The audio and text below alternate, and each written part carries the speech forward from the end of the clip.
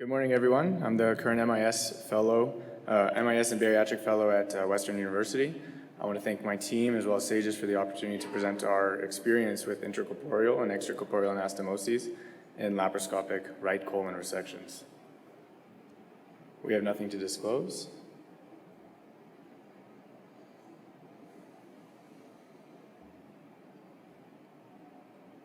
Over the last 2 decades, there have been a plethora of studies that have shown superior outcomes with ICA compared to ECA.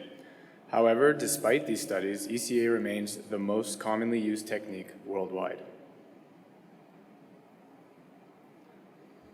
In order to compare short and long-term outcomes in ICA and ECA patients, we performed a retrospective cohort study of all patients who underwent a laparoscopic right colectomy at our institution between 2015 and 2020. We included scheduled and urgent surgeries for any indication, but excluded patients who underwent a segmental colectomy, a subtotal colectomy, an open resection or conversion to open, or concomitant procedures such as liver resections, liver biopsies, cholecystectomies, and hernia repairs with mesh. At baseline, both groups are very similar, but we did demonstrate that there was an uptake of ICA during our study period. During the study period, patients requiring urgent surgeries, otherwise known as unscheduled surgeries, were more likely to undergo ECA. And this finding is corroborated by the higher proportion of ECA patients with inflammatory bowel disease or other non-neoplastic diagnoses. Therefore, the proportion of ileocolic resections performed in the ECA group was superior to the ones in ICA.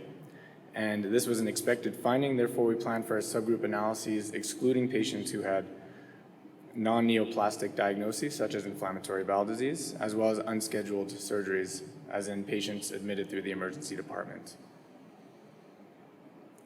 We found that operative time was significantly shorter in ECA patients, and that on adjusted analyses, ICA was associated with 51 minutes of operative time in addition compared to ECA patients. This relationship was stable when we excluded patients who had urgent surgeries or unscheduled surgeries and those with non-neoplastic diagnoses. The difference in operative time was 70 minutes in 2015 and 35 minutes at the end of the study period in 2020.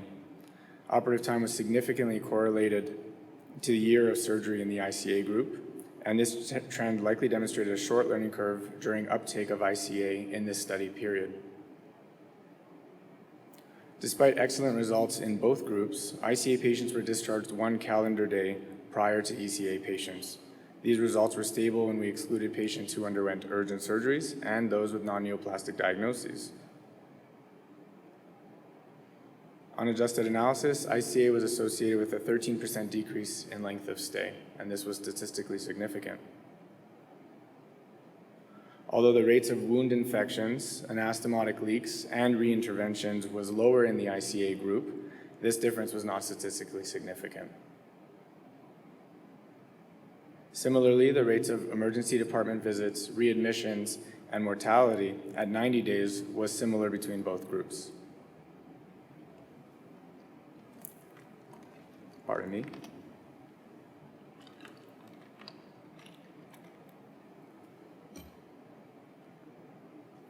About 2/3 of the cohort underwent surgery for a colonic or appendiceal adenocarcinoma.